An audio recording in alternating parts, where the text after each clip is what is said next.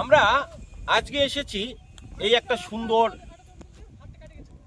ফুলের বাগান। আপনারা দেখতে পাচ্ছেন, আপনারা প্রত্যেকেই ফুল চেনেন। ফুল চিনবেন না এরকম মানুষ খুব কম আছে, এবং ফুল ভালোবাসে না এমন মানুষও খুব কম আছে।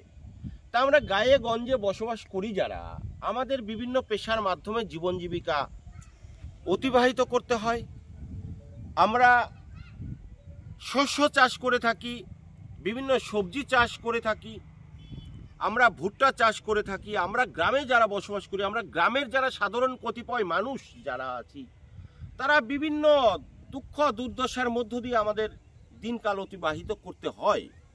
তো তার মধ্যেও আমরা একটা নতুন উদ্ভাবনী কৃষি বিজ্ঞানের অগ্রগতির যে ফসল, সেই ফসল আমরা মাথায় তুলে নিয়ে আমরা গায়ের মানুষ সকলে মিলে আমরা প্রচেষ্টা করছি যে সুন্দর ফুল যা দেবতার চরণে যায়, মানুষের গলায় যায়, যার মধ্যে কোনো রকম পাপ নেই, নিষ্পাপ একটা যে সুন্দর প্রাকৃতিক সৌন্দর্য সমস্ত কিছু মিলিয়ে যে একাকার, সেই একাকার ভূমিতে আমরা চলে এসেছি আপনাদের নিয়ে। আশা করি আপনারা সকলেই দেখেছেন।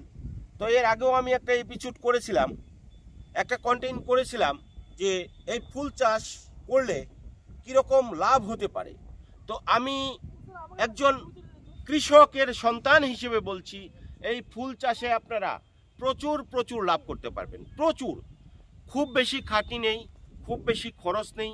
বিঘা প্রতি মাত্র 7,000 টাকা খরচ করলেই আপনি প্রতি বিঘা থেকে আপনি রোজগার করতে পারবেন 25 থেকে 30,000 টাকা। এটা আপনি সারা বছর চাষ করতে পারেন, এবং সারা বছর দেবতার আলোয়ে এই ফুল কিন্তু লাগে। আমরা জানি যে প্রত্যেকটা মুহূর্তে মানুষের এই সুন্দর ফুলের প্রয়োজন। মানুষকে যে দুঃখ দুর্দশা, মানুষের মধ্যে যে হাসি কান্না, সমস্ত কিছুকে